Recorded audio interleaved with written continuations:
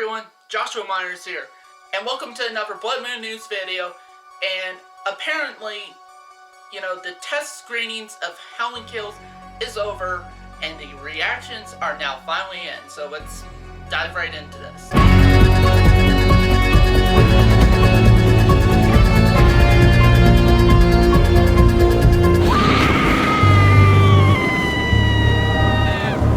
So basically, apparently the test screenings have already happened for Halloween Kills, and there's been, the reactions and reviews are already in, and now supposedly what they showed at the test screening was a near final cut of the film. The only thing it didn't have was the music composed specifically for Halloween Kills. So instead, I heard they basically just used music from Halloween 2018 from the soundtrack. Most people seem to like it. In fact, it got mainly positive reviews, actually, in there. And I've heard basically, here's what I heard people said. Basically, I heard this is basically like Halloween on acid. That's a very Halloween-y movie. It feels like it's by the time the credits rolled, they felt like they watched a very Halloween-y movie. And it felt like the whole film felt like it was a combination of the best stuff from the original Halloween 2, Halloween 4, and Halloween 2018 rolled into one while still being its original thing. I heard every character got the appropriate amount of screen time and also the appropriate amount of development in that.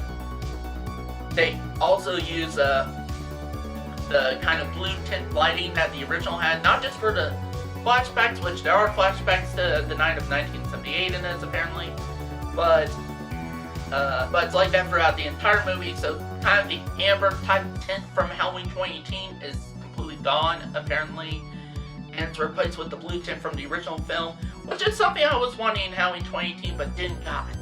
So that's kind of nice to hear.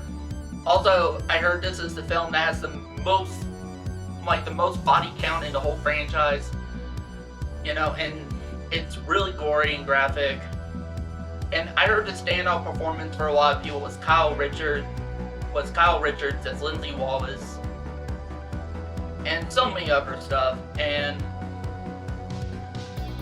here's my thoughts on this. Honestly, I think it's great that most people, a lot of people genuinely liked it. That gives me just a little bit more hope for this movie. And because here's the thing, when I first saw Halloween 2018, I absolutely loved it. But after a while of rewatching it, I started to notice more of the problems, and I think there was a lot more that could have been done with Halloween 2018. I mean, Halloween 2018 is still a good movie. It's one of the better films in my opinion out the franchise, although that's not saying much. But yeah, and there's just some stuff I heard in this too, that kind of makes me concerned. Again, the gore. Now, here's the thing some people had to say, in Killer Flakes, which Killer Flakes is a Facebook group run by Drum Dums over on his channel.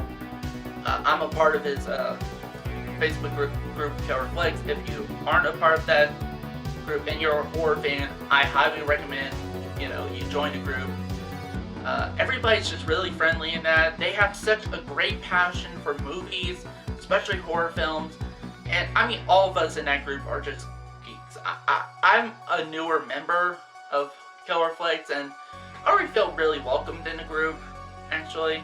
Plus, I also think it's a really good place to get my stuff out as a filmmaker and as a YouTuber, to say, hey, I actually do this stuff too.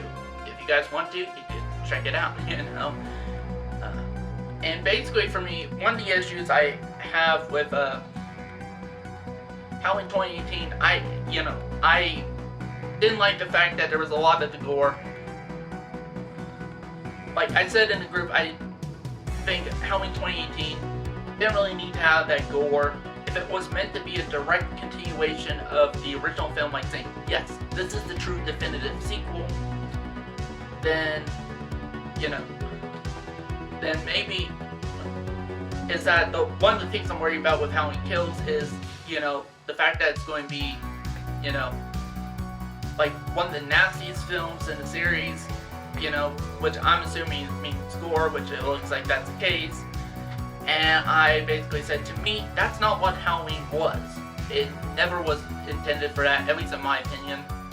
You know, the original film had no blood, nothing like that. It just, you know, it just like basically thrived on suspense and tension. You know, you're on the edge of your seat. That stuff is what the original thrived on. Not the gore, not the death scenes necessarily. Although there were some cool death scenes and it didn't have any gore. But to me, gore isn't scary. It's just gross out. People confuse gore for scare, and it's not. It's just gross out. It's just, you know, for a gross out factor. Scare is like, you know, and this is something that Erwin Yablans has always, and this is something that like Mustafa Akkad, you know, rest in peace to him, but you know, he would always say, you know, it's all about the theater of the mind, basically. Even Erwin wrote, like, basically theater of the mind, you know, what you don't see is scarier than what you do see, and John Carpenter in the original film understood that. He understood that really well. Something I take of note with my films, you know, what you don't see is scarier than what you do see. You know, the fear of the unknown. And plus, basically what, you know, whatever you could come up in your mind would probably be much more scary. Like, probably would be scarier than anything, you know, I or John Carpenter or whoever could possibly put on screen. Yeah, that's something I really admired about the first film. And after that, it just became just, you know, like a bloodfest movie, really, you know? You know, that started with Halloween 2, the original, and then each film tried to get gorier and gorier and gorier.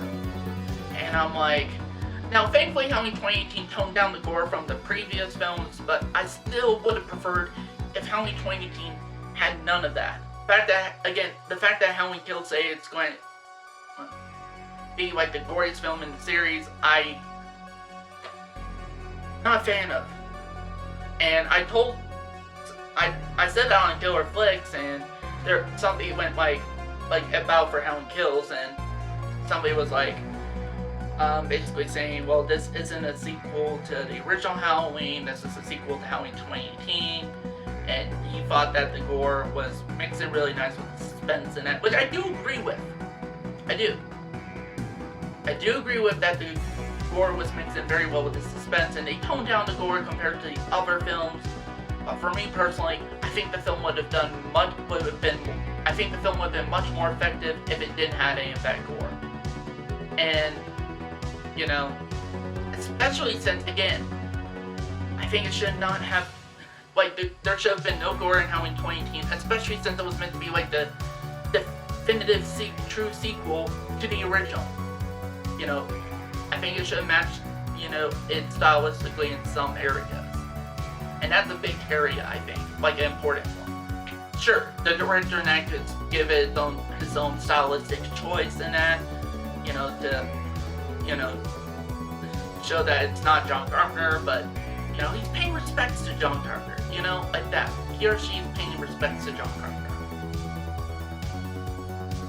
And that's something I do with my films, especially my Halloween movies. And the fact that this is going to be the nastiest film of them all, I was like, you know, I thought that, you know, with each film, maybe at least they would tone down the gore more and more and be the exact opposite of what the franchise ended up becoming, you know, where, you know, the gore was amped up more and more as each film came out.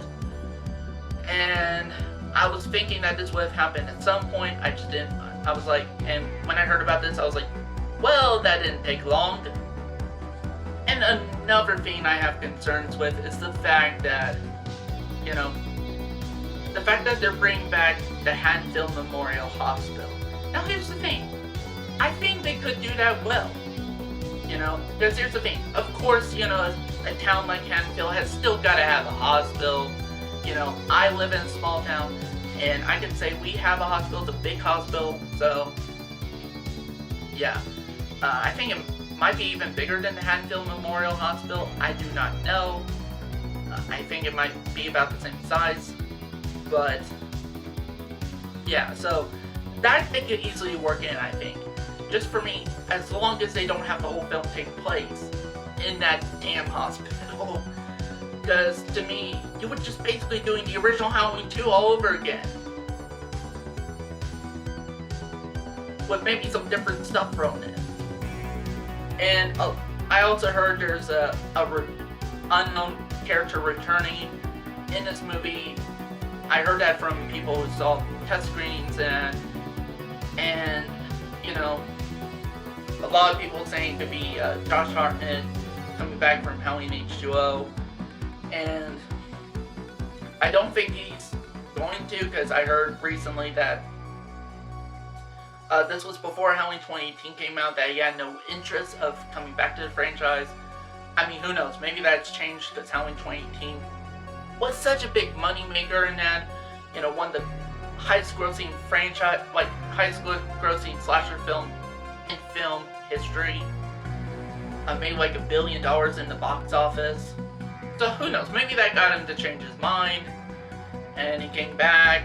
And here's the thing: if I've also heard other people suggest it's going to be Daniel Harris in it, and well, here's the thing: you know, I don't see either of these two people coming back, mainly because the most I can see them returning is in cameos, like, you know, like short cameos or whatever, you know, portraying different characters, you know. Or if they were to throw them in, and, you know, or both of them in, who knows, Josh Hartnett or Daniel Harris could be both in these movies. And they could still be called John and Jamie, and the only way I could see it really working would be a very convoluted way, where, because in Halloween 2018 they did mention Laurie went through several marriages, and maybe during one or two of those, she had like other kids, and that could have been, I guess in this case, John Strode and, you know, Jamie Strode, you know, and that would just be very convoluted. And for me, it's like, here's the thing: Halloween 2018 made it very clear that it ignores, like, basically scrapping every single film that's come after the original. So that means no more Halloween 2, Halloween 3, although that wasn't part of the franchise to begin with, Halloween 4, 5, 6, so no more Thorn trilogy, H2O, definitely Resurrection, and the Rob Zombie movies. None of those movies exist in this timeline. The only film it acknowledges is the first film. But I think was kind of a smart move in that regard. Because if there's one film you're going to acknowledge, I think, you know, if you had to cut out a lot of films in the timeline, if not all of them, the one film I think you should acknowledge is the original. Which to me is probably the best film in the franchise, to be honest. You know, if they were to bring back Daniel Harris or Josh Hartnett or both of them in this movie, like, then it almost kind of made it seem like, you know, ignoring all the other films in the franchise really pointless at that point. And it's like, you could have done a Halloween 9 instead, in that regard. If you were going to do that anyway. Although, I will say this. I will at least give credit that I think, like, the only way I could have seen it working out is that, like, as far as bring back Daniel Harris or any of them, is that they could, like, I think the more likely one would have been Daniel Harris. They could have brought her back for Halloween 2018. Instead of Karen and Judy, like, instead of Judy Greer as Karen, they could have had, Daniel Harris in there as Laurie's daughter, but changed her name to Jamie, you know, so Jamie Strode. And I think I think Daniel Harris would have done a much better job as Laurie's new daughter in this timeline than Judy Greer. Judy Greer's performance was so unemotional. It's like seriously, if like, I'll show you a little clip of what I mean by that. Like, here's a scene of that showcases her performance. Like, seriously, there was no emotion in her performance. And this is somebody a character who was meant to go, like, had this sense of tragedy to her and everything, been through a lot. And it's like, I learned to shoot a gun when I was 12 or whatnot. And it's like, I learned how to fight. And all that stuff is stuff that even most normal kids learn at that age. I know people have learned that stuff at that age. But I think Danielle Harris would have put a much more emotional performance there. You know why? Because she actually fucking cares. I'll give credit to Danielle Harris on that. Because she fucking cares at least. And plus, she's a good actress. I've seen her recently in the Hatchet movies, and she's good in that. Like, she's good in that franchise. And honestly, I would say she was good in the Rob Zombie films, especially Rob Zombie's Halloween 2. Now, here's the thing. I initially thought when Judy Greer was going to be in the franchise, I was like, as Laurie's daughter, I'm like, and I saw her only in Jurassic World, and I'm like, okay, I can maybe see that. She honestly didn't do that bad of a job in Jurassic World. So I'm like, okay. And once I saw her in the film, I was like, yeah, not great there, huh, Judy? But since Halloween 2018 has happened, it's done now, I just don't see how this is going to pan out, and it would just feel like pandering to the fans just because you could. Like, there's no sense to it, and the story here, like, it won't help move the story forward, or evolving the other characters, like, our other main characters, it would just be like fan service just for fan service. At least that's how I feel about it. No, I'm sorry about that, I kinda went on a rant there. I think, in fact, I may just file this Bloodmoon news, Halloween Kills test screening, / rant on Halloween Kills. I might just file with that instead, because, yeah, I went for a bit of a rant. So, but I am still looking forward to this movie. I'm excited, because I'm a Halloween fan and that, but I'm also really concerned. But I don't know.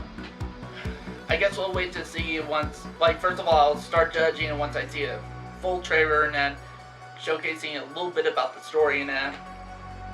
And then, once I actually see the actual movie in full. But again, I'll probably review the movie, and I would probably do a spoiler-free and spoiler-filled review like I've done with other new movies that's come out, I've seen. So that's it for this video. Thank you guys for watching. I shot him 6 times!